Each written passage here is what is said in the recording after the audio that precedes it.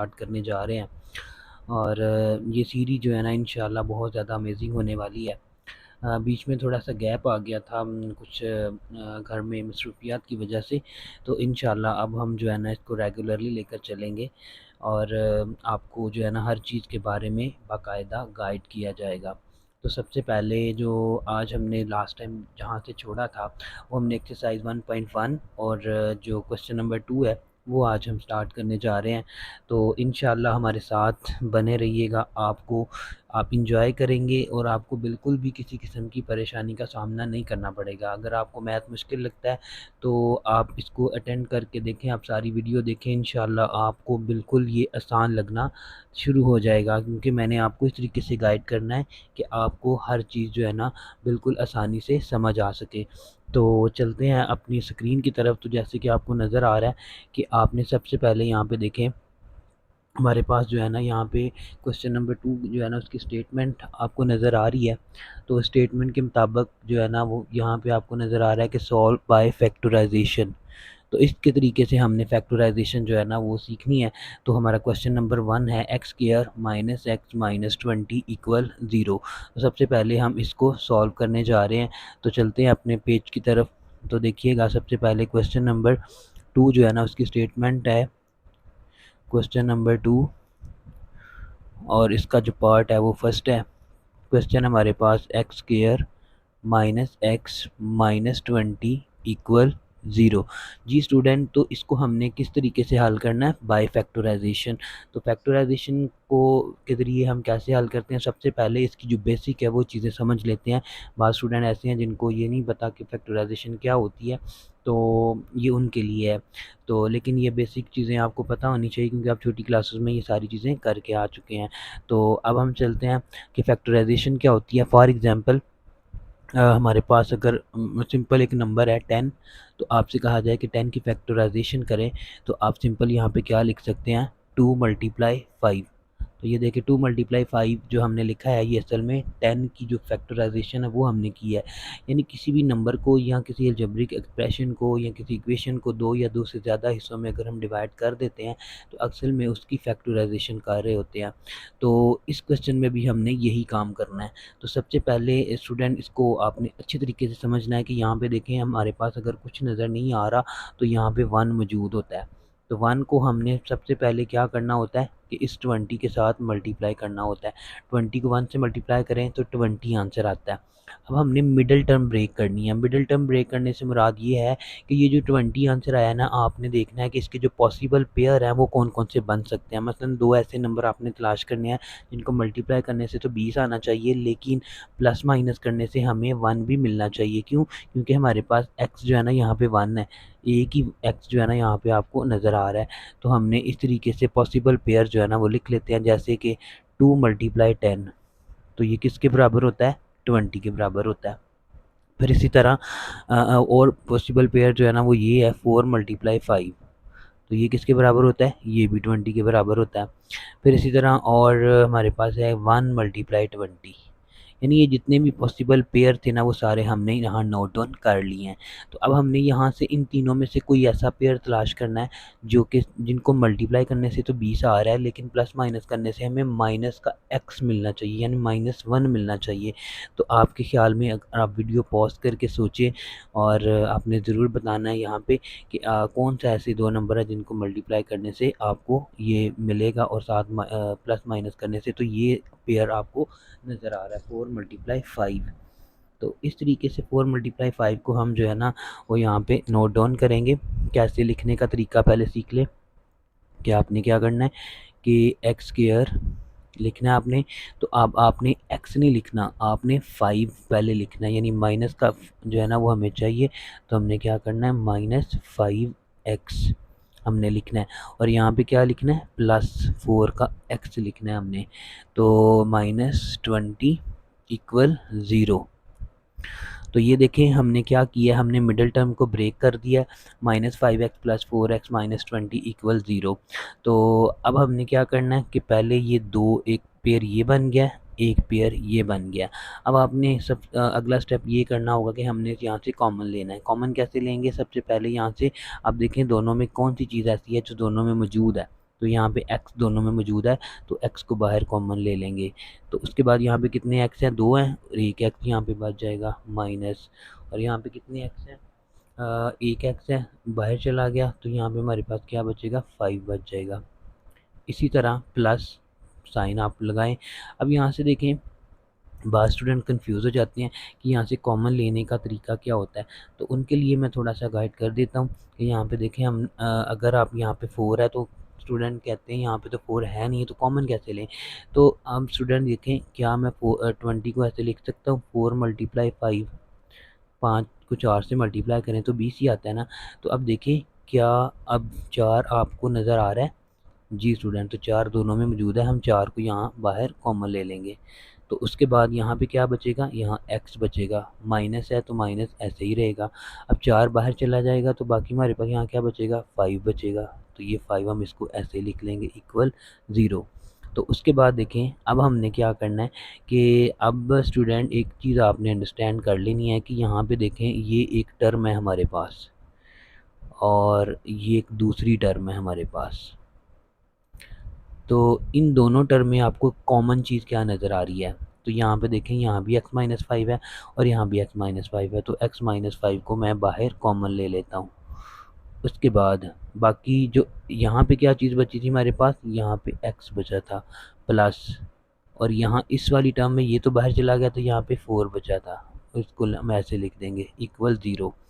अब हमने क्या करना है कि x माइनस 5, क्योंकि प्रोडक्ट अगर 0 के बराबर है तो इंडिविजुअल भी वो 0 के बराबर होंगे, तो हमने बारी बारी दोनों को 0 के बराबर पुट करना है।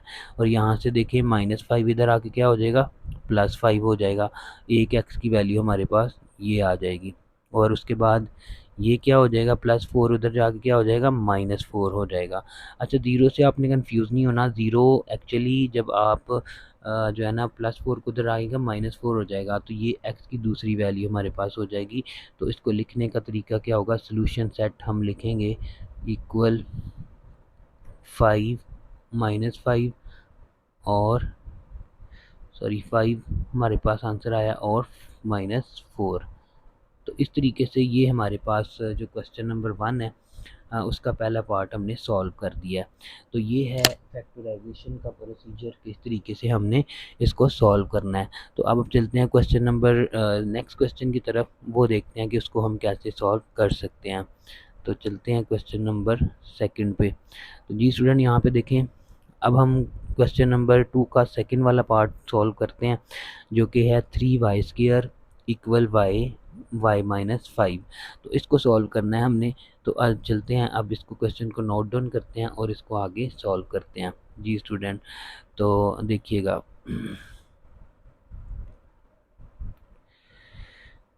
तो क्वेश्चन नंबर 2 का सेकंड पार्ट,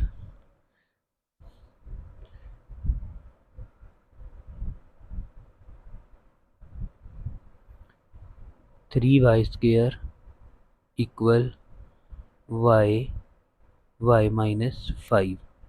तो ये क्वेश्चन नंबर 2 का सेकंड पार्ट है, इसको हमने सॉल्व करना है।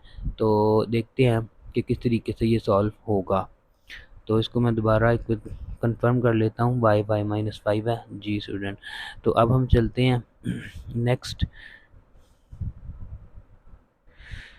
तो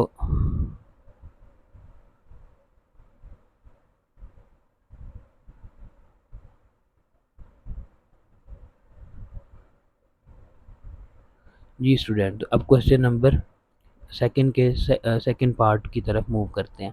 अब हम इसका सोल्यूशन कैसे करेंगे, देखिएगा।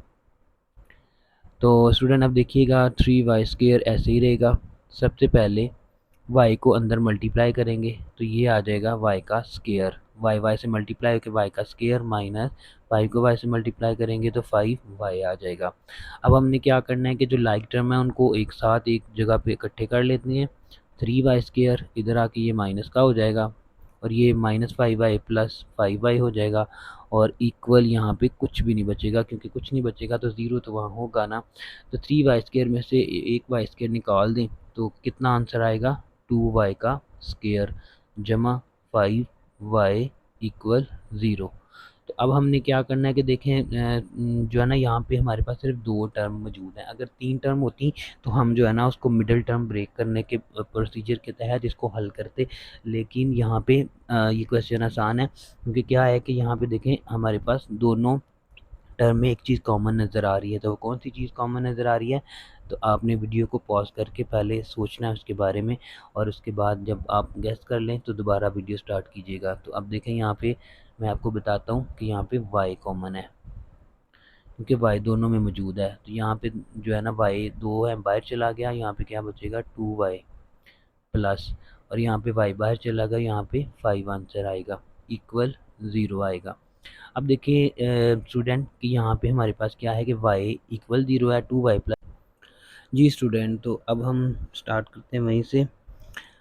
देखिए 2y प्लस 5 इक्वल 0। तो उसके बाद हमारे पास ये जो y है वो तो 0 के बराबर ही रहेगा, लेकिन ये जो 2y प्लस 5 इक्वल 0 है, इसको हम क्या करेंगे कि अब प्लस 5 है, उधर जाके क्या हो जाएगा -5। अब क्योंकि हमें बेसिकली वेरिएबल की वैल्यू फाइंड करनी होती है, तो 2 यहाँ से मल्टीप्लाई हो रहा है, तो अगर एक चीज़ मल्टीप्लाई हो रही है तो दूसरी तरफ वो जाके क्या हो जाती है, डिवाइड। तो ये चीज़ आपने याद रखनी है। तो इसका मतलब हमारे पास जो सोल्यूशन सेट है उसको हम ऐसे लिखेंगे, और 2 सोल्यूशन सेट आए हैं, एक 0 और एक -5/2। तो ये हमारा आंसर होगा। तो ये जी क्वेश्चन नंबर 2 का सेकंड पार्ट हमने सॉल्व कर लिया है। अब हम चलते हैं क्वेश्चन नंबर 2 का जो नेक्स्ट पार्ट है उस पे चलते हैं। तो सबसे पहले हम क्वेश्चन को देखते हैं कि क्वेश्चन जो है ना वो हमारे पास क्या है। आगे नेक्स्ट क्वेश्चन है हमारे पास, क्वेश्चन नंबर 3 है, 4 माइनस 32x इक्वल 17x²। तो इसको हम सॉल्व करते हैं, तो देखते हैं। तो 4 माइनस 32x, क्वेश्चन नंबर 2 का थर्ड वाला पार्ट है। 4 माइनस 32x इक्वल 17x²। तो ये जी हमारे पास क्वेश्चन नंबर 2 का सेकंड पार्ट है। तो इसको हम सॉल्व करने की तरफ जाएंगे। तो सबसे पहले सॉल्यूशन के अंदर हम क्या लिखेंगे, देखें हम क्या करेंगे कि ये जो 17, ये जो सारी टर्म्स है इसको दूसरी तरफ लेकर चले जाते हैं। तो क्या होगा, 17x², ये माइनस का 32 है, ये इधर आके प्लस का 32x हो जाएगा, और ये प्लस का 4 है तो इधर आके माइनस का 4 हो जाएगा। तो देखें स्टूडेंट यहाँ पे क्या रह जाएगा, क्योंकि सारी टर्म वहाँ चली गई हैं, यहाँ पे 0 रह जाएगा। अब आज स्टूडेंट कंफ्यूज हो जाते हैं कि ये 0 इधर आ गया, इसको इधर ये लिखा गया।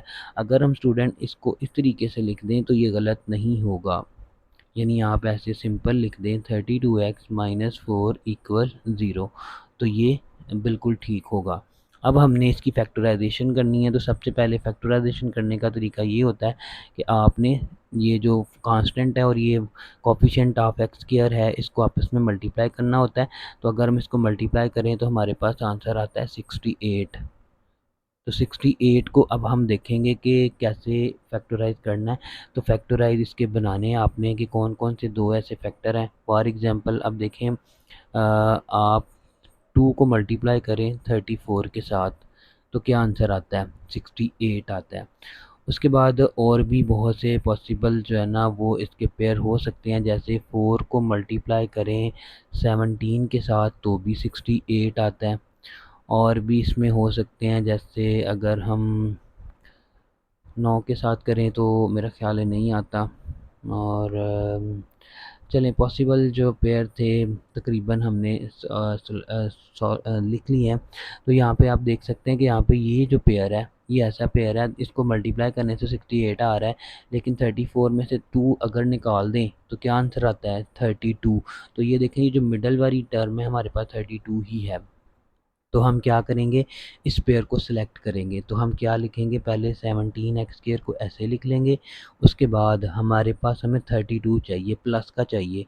तो इस बात का ख्याल रखना स्टूडेंट, हमें 34x हम लिख रहे हैं प्लस का, फिर उसके बाद माइनस लिख रहे हैं 2x, और उसके बाद -4 लिख रहे हैं इक्वल 0। तो आप देखें स्टूडेंट, हमने क्या किया, बड़ी आसानी के साथ वो पेयर तलाश कर लिया है। अब हम सिंपली क्या करेंगे, ये पहला पेयर है, इसमें से कॉमन निकालेंगे। तो आपके ख्याल में इस पहले पेयर में से क्या चीज़ कॉमन आ रही है? देखें स्टूडेंट, इसमें दो चीज़ें आपको नज़र आ रही हैं। एक 17 है, 17 के टेबल में 34 आता है। यानी अगर आप इसको ऐसे लिखें 2 × 17, तो यहाँ भी 17 मौजूद है और उसके बाद यहाँ पे x भी मौजूद है। तो इसका मतलब है कि हम यहाँ पे 17x कॉमन निकालेंगे। 17x बाहर चला गया तो यहाँ पे क्या बचेगा, खाली x बचेगा, प्लस यहाँ से 17 और x बाहर चला गया है तो यहाँ पे खाली क्या बचेगा, 2 बचेगा। उसके बाद स्टूडेंट यहाँ पे आपने गौर करना है, यहाँ से हम कॉमन ले रहे हैं माइनस का 2। जब भी हम माइनस कॉमन लेते हैं किसी जुमले में से, किसी अलजेब्रिक एक्सप्रेशन में से, तो जो अंदर वाली टर्म्स है उनकी सारी टर्म का जो साइन है वो बदल जाती है। इस बात का ख्याल रखना है आपने। यहाँ -2 कॉमन ले रहे हैं तो यहाँ पे क्या बचेगा, आपके पास x बचेगा।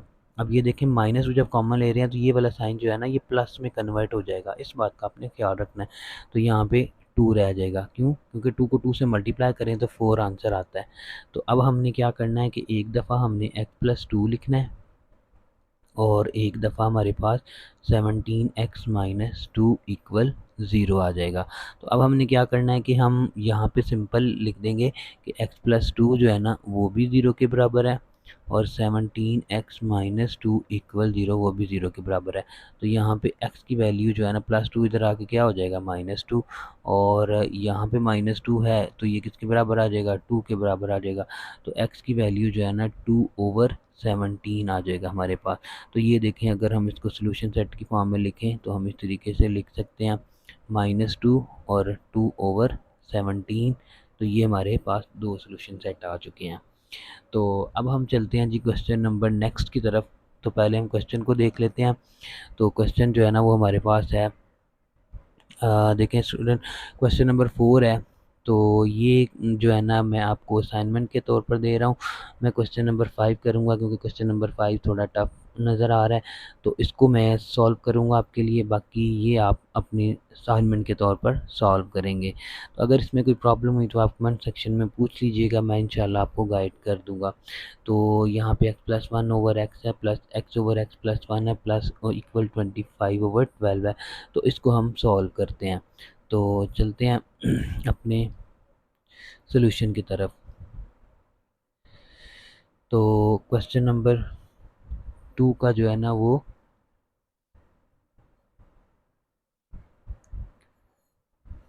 5 वाला पार्ट जो है ना वो सॉल्व करने जा रहे हैं हम। तो वो है जी हमारे पास x+1/x प्लस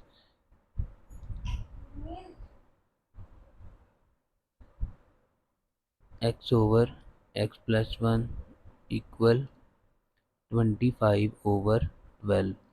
तो ये जी हमारा क्वेश्चन है। एक दफ़ा हम इसको कंफर्म कर लेते हैं कि x+1/x प्लस x/x+1 इक्वल 25/12। तो अब हम चलते हैं जी अपने क्वेश्चन की तरफ। तो अब हमने क्या करना है, सबसे पहले तो इसको स्टैंडर्ड फॉर्म में लेकर आना है। तो जब तक स्टैंडर्ड फॉर्म नहीं होगी उस वक्त तक हम इसको फैक्टराइज नहीं कर सकेंगे।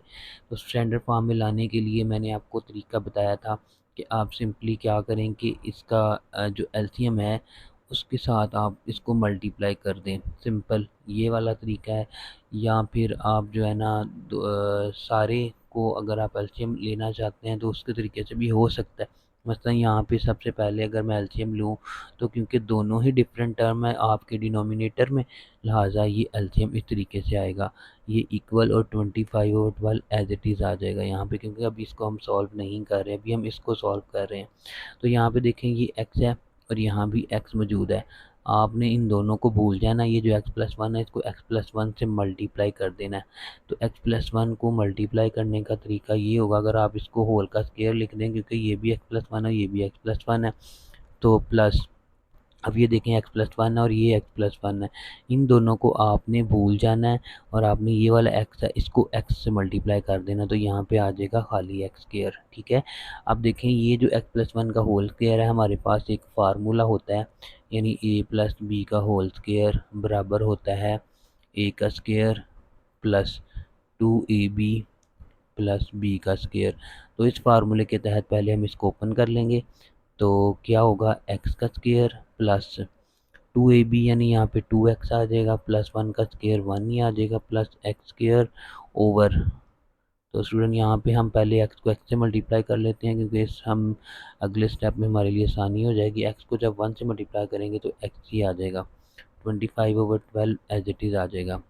अब हम देखें स्टूडेंट, एक्स स्क्वायर और एक्स स्क्वायर दोनों सेम टर्म है, इनको हम प्लस कर सकते हैं। तो दोनों प्लस की हैं, तो ये 2x का स्क्वायर हो जाएगा, plus 2x plus 1 over x square plus x equal 25/12। अब हम क्या करेंगे स्टूडेंट के सिंपली हम जो है ना क्रॉस मल्टीप्लाई करेंगे, यानी इसको इस वाले डिनोमिनेटर से मल्टीप्लाई करेंगे और 12 को इस वाले न्यूमरेटर से मल्टीप्लाई करेंगे। तो इस तरीके से हम इसको क्रॉस मल्टीप्लाई करना कहते हैं। तो क्या करेंगे, हम ऐसे लिख लेंगे 12 2x square plus 2x plus 1 equal 25 x square plus x. तो अब हम क्या करेंगे, इसको मल्टीप्लाई करेंगे 12 को 2 से, 24 x square plus 24 x plus 12 को जब 1 से मल्टीप्लाई करेंगे तो खाली 12 आ जाएगा। 25 को एक्स स्क्वायर से मल्टीप्लाई करेंगे 25 एक्स स्क्वायर, जमा 25 को एक्स से मल्टीप्लाई करेंगे तो 25 एक्स आ जाएगा। जी स्टूडेंट, तो उम्मीद करता हूँ आपको समझ आ रही होगी। तो अब हमने क्या करना है कि या तो ये सारी टर्म उधर ले जाएं या इस वाली टर्म को इधर ले आएँ, तो कोई फ़र्क नहीं पड़ेगा। जस्ट साइन का फ़र्क हो सकता है, यानी अगर फॉर एग्जांपल 24 एक्स स्क्वायर आप इधर ही रखते हैं तो ये माइनस 25 एक्स स्क्वायर इधर आके माइनस का हो जाएगा। इस तरह 24 एक्स ये वाला और ये प्लस का यहाँ पे माइनस का हो जाएगा, और प्लस 12 ऐसे ही रहेगा इक्वल, और यहाँ पे क्योंकि दोनों टर्म हम इधर ले आए यहाँ पे 0 बच जाएगा। अब हमने क्या करना है कि इन दोनों को आपस में माइनस करना है, क्योंकि दोनों लाइक टर्म्स हैं। तो यहाँ पे हम क्या, हमारा क्या आंसर रहेगा, minus x square. Minus x square क्यों, क्योंकि माइनस 25 बड़ा है। उसके बाद यहाँ पे भी देखें सेम यही आएगा, माइनस एक्स प्लस 12 इक्वल 0। अब स्टूडेंट याद रखना है, जब भी एक्स के साथ माइनस वाला साइन होगा तो हम उसको चेंज कर लेंगे, यानी ऐसा होगा कि हम माइनस यहाँ से कॉमन ले लेंगे, क्योंकि हमारी जो स्टैंडर्ड फॉर्म है उसमें एक्स के साथ माइनस नहीं होता। तो ये हम माइनस कॉमन लेंगे तो क्या होगा, ये प्लस का आ जाएगा, ये प्लस एक्स, ये माइनस का 12 इक्वल 0। माइनस डिवाइड होके ख़त्म हो जाएगा, हमारे पास खाली बचेगा x square plus x minus 12 equal 0। अब देखें स्टूडेंट, ये जो हमारी शक्ल आ गई है ये क्वाड्रेटिक फॉर्म आ गई है। अब हम इसकी जो फैक्टराइजेशन है वो कर सकते हैं। तो फैक्टराइजेशन करने का तरीका बिल्कुल सिंपल है, उम्मीद करता हूँ आपको समझ आ गया होगा। तो फिर भी मैं आपके लिए कर देता हूँ। ये 12 है और यहाँ पे आपको पता है कुछ भी नहीं है तो 1 होगा। 12 को जब 1 से मल्टीप्लाई करेंगे तो 12 आता है। तो आपको पता है कि 2 को 6 से मल्टीप्लाई करने से भी 12 आता है, और 3 को 4 से मल्टीप्लाई करने से भी 12 आता है। तो अब यहाँ पे देखें आपने कौन सा पेयर चूज़ करना है, जिसको दोनों को मल्टीप्लाई करने से तो 12 आ रहा होगा, लेकिन हमें 1 भी चाहिए। तो इसका मतलब है ये 3 और 4, क्योंकि 6 में से 2 निकाल दें तो 4 आता है, 4 में से 3 निकालेंगे तो 1 आएगा। तो यहाँ पे हमें मिडल ब्रेक 1 चाहिए, तो इसका मतलब है ये वाला पेयर चूज़ करेंगे। हम प्लस का 4x लिखेंगे, क्योंकि एक्स का प्लस का चाहिए था हमें, माइनस का 3x लिखेंगे, माइनस 12 इक्वल 0। अब देखें यहाँ पे हमारे पास क्या आ गया, एक पेयर आ गया। यहाँ पे इसको हम सिलेक्ट कर लेंगे x+4, और यहाँ पे भी देखें ये -3 आ गया, -3 कॉमन आएगा। तो -3 कॉमन जब आएगा तो यहाँ से तो ये तो x बच जाएगा। माइनस मैंने आगे भी बताया था कि जब भी आपको माइनस कॉमन लें तो माइनस आएगा तो अगला साइन बदल जाएगा, ये प्लस में आ जाएगा। अब 3 को किससे मल्टीप्लाई करेंगे, 12 आएगा 4 के साथ इक्वल 0। तो ये देखें हमने क्या किया है कि ये हमारे पास 2 आंसर आ गए हैं। अब हम इसको आगे सॉल्व करते हैं। तो यहाँ पे देखें, अब हम x+4 और यहाँ पे x-3 इक्वल 0। तो हम अब बारी बारी इसको 0 के बराबर रखेंगे। तो ये हमारे पास आ जाएगा +4, उधर जाके क्या हो जाएगा -4, और ये -3 उधर जाके क्या हो जाएगा +3। तो सोल्यूशन सेट जो लिखेंगे उसका आंसर आएगा हमारे पास -4 और 3 आ जाएगा। तो इस तरीके से जो है ना ये हमारे पास सॉल्यूशन सेट का आंसर आ चुका है। तो जी स्टूडेंट, उम्मीद करता हूँ कि ये जो है ना आपको समझ आ गया होगा। अगर ये तरीक़ेकार आपको समझ आ गया है और आपको फैक्टराइज़ेशन आ गई है तो ये सबसे आसान तरीका है। इस तरीके से आप इसको आसानी के साथ जो है ना समझ सकते हैं। तो अब हम क्वेश्चन नेक्स्ट की तरफ चलते हैं और देखते हैं कि आगे कौन सा क्वेश्चन जो है ना आपको दिया जा रहा है। तो यहाँ पे देखें क्वेश्चन जो है ना 6 जो है ना काफ़ी ज़्यादा लेंथी भी है। और जस्ट अगर आपको क्वेश्चन नंबर 1 की समझ आ गई है तो क्वेश्चन नंबर 1 में भी आपने देखा था कि ये देखें इस तरह के क्वेश्चन आपको नज़र आ रहे हैं। तो यहाँ पे भी आपको ये चीज़ें थी दिखाई गई थी कि अगर ये चीज़ें आपने यहाँ पे समझ ली हैं तो यहाँ पे ये चीज़ करने के लिए आपको कोई मुश्किल का सामना नहीं करना पड़ेगा। तो फिर भी मैं जो है ना इसको आपके लिए सॉल्व करता हूँ, क्योंकि वीडियो जो है ना वो लेंथी हो जाएगी अगर आपको जो है ना मैं क्योंकि हो सकता है कि बाद स्टूडेंट को ये समझ ना आए। तो मैं इसको आपके लिए सॉल्व करने की कोशिश करता हूँ। तो चलिए चलते हैं अब अपने क्वेश्चन की तरफ।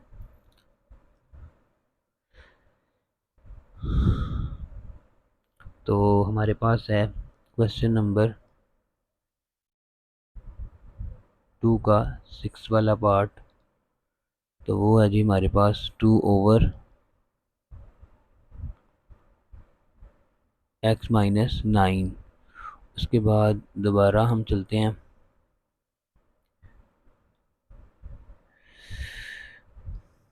2/x-9 और इक्वल है 1/x-3 माइनस 1/x-4 के। तो ये हमारा क्वेश्चन जो है ना वो हम नोट डाउन कर लेते हैं पहले, उसके बाद इसको सॉल्व करेंगे। तो उसके बाद ये देखें इक्वल 1/x-3 माइनस 1/x-4। तो ये हमारा क्वेश्चन है। इसको एक दफ़ा कंफर्म कर लेते हैं ताकि बाद में हमें मिस्टेक का सामना ना करना पड़े। तो ये मैंने कंफर्म कर लिया है। तो अब देखिए इसको सॉल्व करते हैं। तो स्टूडेंट देखें इसको थोड़ा टाइम लग रहा है, लेकिन आपने परेशान नहीं होना, क्योंकि किसी भी काम को करने के लिए हमें उसके लिए वक्त तो देना पड़ता है। तो सबसे पहले मैं ये करता हूँ कि ये वाला पार्ट है इसको सॉल्व कर लेते हैं। इसको अभी हम वैसे ही नीचे उतारेंगे क्योंकि अभी हम इसको सॉल्व नहीं कर रहे। तो इसको क्या करें, सबसे पहले इसका एलसीएम लें, क्योंकि ये दोनों डिफरेंट डिनोमिनेटर हैं, लिहाजा दोनों ही हमारे एलसीएम में आएंगे। उसके बाद क्या करना है आपने, देखें स्टूडेंट ये जो x-3 है ये x-3 है, ये दोनों आपस में समझ लें कैंसिल हो गए। आपने क्या करना है, ये जो x-4 है इसको ऊपर वाले न्यूमरेटर से मल्टीप्लाई कर देना है। यानी यहाँ पे x-4 को जब मल्टीप्लाई करेंगे तो 1 के साथ मल्टीप्लाई करने से यही आंसर आ जाएगा। उसके बाद क्या करना है स्टूडेंट, माइनस आपने ऐसे ही लगा देना है। और x-4 देखें ये भी x-4 है, इन दोनों को भूल जाएं आप।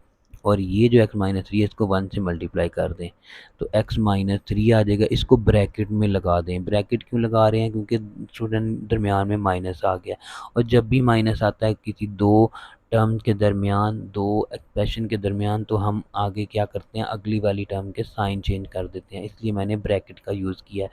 तो अगले स्टेप में क्या करते हैं, इसको अभी हम ऐसे ही रहने देते हैं। इक्वल x-4 माइनस का साइन ख़त्म करेंगे, माइनस x आ जाएगा और ये माइनस माइनस मल्टीप्लाई होकर प्लस आ जाएगा। उसके बाद अब हम क्या कर लेते हैं कि इसको भी साथ ही मल्टीप्लाई कर लेते हैं ताकि अगले स्टेप में हमें ये ना करना पड़े। तो x को जब x से मल्टीप्लाई करेंगे तो x स्क्वायर आ जाएगा। x को जब -4 के साथ मल्टीप्लाई करेंगे तो -4x आ जाएगा। -3 को अब बारी बारी x और -4 के साथ मल्टीप्लाई करना पड़ेगा तो -3x। -3 को जब -4 से मल्टीप्लाई करेंगे तो प्लस का 12 आ जाएगा। तो ये साथ हमने ये भी कर लिया। अब ये देखें स्टूडेंट, -x और प्लस एक्स और माइनस एक्स आपस में क्या हो गए हैं, कैंसिल हो गए हैं। तो अब हमारे पास यहाँ पे क्या बचेगा, 2/x-9। तो हम बचेगा ऐसे ही। यहाँ पे -4 में से +3 निकाले तो क्या आंसर आता है, -1। और यहाँ पे भी इसको थोड़ा सा सिंप्लीफाई कर लेते हैं क्योंकि यहाँ पे ये लाइक टर्म है। तो -4 -3 ये स्टूडेंट को पता होना चाहिए, प्लस होते हैं, साइन भी माइनस का रहेगा लेकिन प्लस होंगे, +12 आ जाएगा। उसके बाद क्या करना है, अब हमने इसको क्रॉस मल्टीप्लाई करना है, इसको इसके साथ मल्टीप्लाई करना है और इसको इसके साथ मल्टीप्लाई करना है। तो इंशाल्लाह अब देखिएगा 2 को मल्टीप्लाई करेंगे x square minus 7x plus 12, और इसका आंसर जो है ना इसको हम ऐसे लिखेंगे इक्वल -1 को x-1 से मल्टीप्लाई करेंगे तो ये x-9 आ जाएगा। अब 2 को इससे मल्टीप्लाई करें 2x², 2 को -7 से मल्टीप्लाई करें तो -14x, 2 को 12 से मल्टीप्लाई करें तो 24 आ जाएगा। -1 को x से मल्टीप्लाई करें तो -x, माइनस को इससे मल्टीप्लाई करें तो माइनस माइनस प्लस हो जाएगा, 9 आंसर आ जाएगा। तो अब हमने क्या करना है कि सारी टर्म को एक साथ जमा कर लेते हैं, 2x² -14x और ये माइनस का x यहाँ पे प्लस का x हो जाएगा, +24 और ये प्लस का 9 इधर आके माइनस का 9 इक्वल 0 आ जाएगा। तो अब हमने क्या करना है कि इसको 2x² -14x और प्लस x, तो ये देखें प्लस माइनस क्या होता है, माइनस होता है, तो बड़ी रकम है -13x आ जाएगा, और प्लस क्योंकि 24 बड़ा है तो 14 में से 9 निकाले 5 और 1 इक्वल 0 आ जाएगा। जी स्टूडेंट, अब देखें यहाँ पे हमारे पास क्या हो गया, 2x² -13x प्लस 15 इक्वल 0। तो अब हम क्या करेंगे कि यहाँ पे हमारे पास 2x² जो है ना इसकी अब हम फैक्टराइजेशन करनी है, तो फैक्टराइजेशन का तरीका वही होगा कि 2 को पहले इस पर 15 से मल्टीप्लाई करें तो क्या आंसर आता है, 30 आता है। तो स्टूडेंट आपने क्या करना है कि 30 में आपने पॉसिबल पेयर तलाश करने हैं, यानी अगर आप 1 को मल्टीप्लाई करें 30 तो 30 ही आएगा। उसके बाद अगर आप 2 को मल्टीप्लाई करें 15 के साथ फिर भी 13 आता है, 3 को मल्टीप्लाई करें 10 के साथ फिर भी 30 आता है। अच्छा स्टूडेंट, यहाँ पे हमने गौर से देखना है, एक चीज़ आपको क्लियर हो जाएगी। देखें यहाँ पे हमारे जो पॉसिबल पेयर थे ना, यानी 5 को 6 के साथ मल्टीप्लाई करने से भी 30 आता है। तो इन सारे पॉसिबल पेयर में से आपने ये देखना है कि कौन सा ऐसा पेयर है जिनको मल्टीप्लाई करने से 30 आ रहा है लेकिन प्लस माइनस करने से हमें माइनस का 30 चाहिए। इस बात का आपने ख्याल रखना है। स्टूडेंट देखें, अगर मैं यहाँ पे लिख लेता हूँ ना प्लस का 15 और माइनस का 2, तो ये हमारा काम चल जाएगा, लेकिन यहाँ पे गड़बड़ हो जाएगी। क्या हो जाएगी, देखें हमें +15 को 2 से मल्टीप्लाई करेंगे तो +30 आएगा, तो इसलिए हमें जो है ना यहाँ पे +50 हमें वो वाला पेयर चूज़ करना पड़ेगा जिससे हमारे दोनों काम हो जाएं, यानी जिसको मल्टीप्लाई करने से भी हमें कुछ और चीज़ें हासिल होना शुरू हो जाएंगी। तो ये देखें, अब मैं इसको लिखता हूँ 2x² माइनस का 10x माइनस का 3x। अब ये देखिए ये दोनों ही रिक्वायरमेंट को पूरा करेगा। कैसे करेगा, -10x -3x क्या होगा, -13x, और -10 को जब -3 से मल्टीप्लाई करेंगे तो माइनस माइनस मल्टीप्लाई होकर प्लस हो जाता है, तो प्लस का 30 भी आएगा। तो इस बात का भी ख्याल रखना होता है हमें। तो ये देखें 2, इस पेयर में से क्या चीज़ कॉमन आएगी, 2 और साथ में x कॉमन आएगा, तो इसको हम यहाँ से निकाल लेंगे। यहाँ पे क्या बचेगा हमारे पास x और माइनस का, फिर ये क्योंकि 2 चला गया बाहर, x भी चला गया, यहाँ पे 2 को मल्टीप्लाई करें 5 के साथ तो 10 आता है, माइनस यहाँ से क्या कॉमन आएगा, 3 कॉमन आएगा। क्यों, क्योंकि यहाँ पे 3 यहाँ पे भी मौजूद है, यहाँ पे क्या रह जाएगा x। मैंने कहा था कि माइनस अगर बाहर कॉमन आएगा तो अगला साइन बदल जाएगा, तो ये माइनस आ जाएगा। तो 3 को किससे मल्टीप्लाई करें, 5 के साथ। तो अब देखें स्टूडेंट, अब हम क्या करेंगे, हम एक दफ़ा इसको थ्रू x -3 लिख लेंगे और एक दफ़ा x -5 इक्वल 0 लिख देंगे। तो अब हम इसको बारी बारी जो है ना वो 0 के बराबर पुट कर देंगे और यहाँ से x की वैल्यू निकाल लेंगे। तो उसके बाद यहाँ पे देखिए ये x की वैल्यू x इक्वल 5 और 2x -3 इक्वल 0। तो 3 जो है ना वो यहाँ पे आ चुका है, यानी हम इसको ऐसे लिख सकते हैं 2x इक्वल 3। तो 2x इक्वल 3 जो है ना वो हमारे पास, हमें x की वैल्यू चाहिए, तो क्योंकि x जो है ना अब 2 जो है ना यहाँ मल्टीप्लाई हो रहा है तो यहाँ पे आके डिवाइड हो जाएगा। तो इस तरीके से हमारा सोल्यूशन सेट जो है ना वो आएगा 5 और 3/2। तो इस तरीके से हम इसको, ये हमारा आंसर आ जाएगा। तो ये था स्टूडेंट हमारा आज का लेक्चर। उम्मीद करता हूँ कि आपको ये पसंद आया होगा। अगर आपको ये पसंद आया तो अपने दोस्तों और फ्रेंड, अपनी फैमिली में भी इसको शेयर करें जो स्टूडेंट जो है ना मतलब जिनको मैथमेटिक्स में प्रॉब्लम है तो उसके साथ ज़रूर शेयर कीजिएगा इंशाल्लाह। और जो भी आपको मसाइल हैं, अगर इसके रिलेटेड जो भी सवाल हैं वो आप कमेंट सेक्शन में ज़रूर पूछें, इंशाल्लाह मैं आपको इसका आंसर करूँगा। तो अल्लाह ताला हमारा हामी और नासिर हो और आपको ढेरों कामयाबियाँ अता फ़रमाए। तो इंशाल्लाह इसी तरीके से मैं अपनी सारी वीडियो जो है ना आपके साथ शेयर करूँगा। और आपने बेल आइकन को ज़रूर दबाना, मेरे चैनल को ज़रूर सब्सक्राइब करना है, क्योंकि ये सारी वीडियो जो है ना वो मैंने आपके लिए बनाई हैं और बड़ी मेहनत से जो है ना इसको बनाया जा रहा है। और इसका मकसद सिर्फ ये है कि आपके लिए आसानी हो, और चीज़ों को मैं बड़ी डिटेल के साथ कवर कर रहा हूँ और इंशाल्लाह ऐसे ही करते रहूँगा। तो तब तक के लिए नेक्स्ट वीडियो के लिए इजाज़त दें। अपना बहुत सा ख्याल रखिएगा। अल्लाह हाफिज़।